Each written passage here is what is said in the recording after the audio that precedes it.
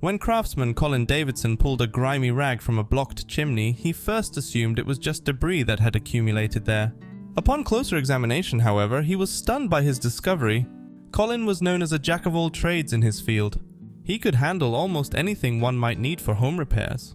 Originally, he trained as an electrician and worked many years in that profession. But over time, he picked up various other skills. When a client reached out to him about a chimney issue, he didn't hesitate. He was initially at her place to fix an electrical glitch in the main fuse box. During his work, he chatted with the elderly lady, and that's when he learned about the chimney issue. Scratching his head, armed with tools from his van, he climbed onto the roof with a ladder. He used his longest rod, pushing it down the chimney, hoping to clear the blockage.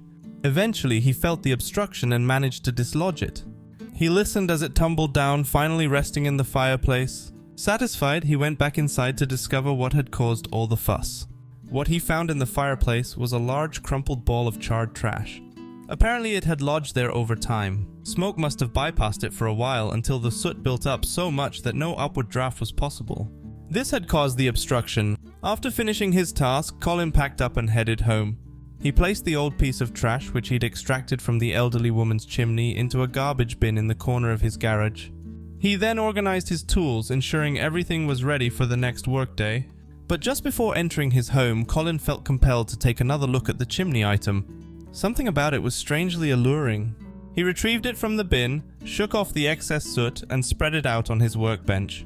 To his astonishment, Colin realized it was a map. But not just any map, this one was handwritten and seemed to be from a bygone era. Despite Colin's vast expertise, he knew little about maps and cartography.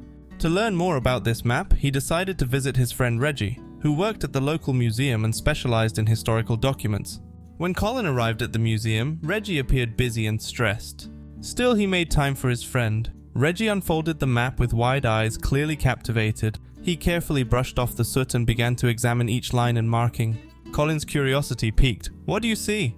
he inquired. But Reggie didn't reply immediately. He was deeply engrossed, intently studying the canvas. Reggie's mouth hung open, yet he remained silent to Colin's question.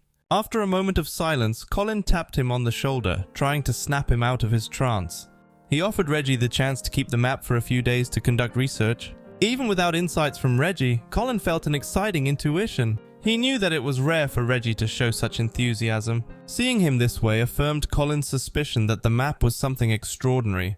The upcoming days of waiting would surely feel long. But even in his wildest dreams, Colin couldn't have imagined the incredible story behind the map, a truth that would forever alter his life. But even in his most vivid dreams, Colin couldn't have foreseen the remarkable story concealed behind the map, a revelation that would forever change his life. There were modern maps, old maps, printed maps, handwritten maps, even pirate maps, but none that resembled the one he found in the chimney, deepening the mystery for Colin. Reggie, still sounding quite excited, asked Colin to come to the museum to share what he'd uncovered about the map. He jumped in his car and hit the road. As Colin entered the building and caught the shocked and exhilarated look on his friend's face, he knew this was going to be thrilling news.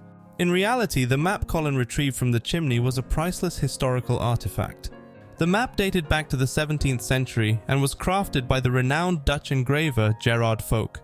When Colin asked if Reggie was certain, the historian nodded enthusiastically, pointing out several distinct features that unequivocally linked the map to Gerard Folk. A truly astonishing find. Yet one mystery remained unsolved. How had the map ended up in the chimney? This secret might never be unveiled. What was evident, however, a collector would be willing to pay a fortune for such a rare piece. Under Reggie's expert care and his team, the map was meticulously restored, eventually shining anew. After its restoration, it was auctioned off for several million. What do you think of this unbelievable tale?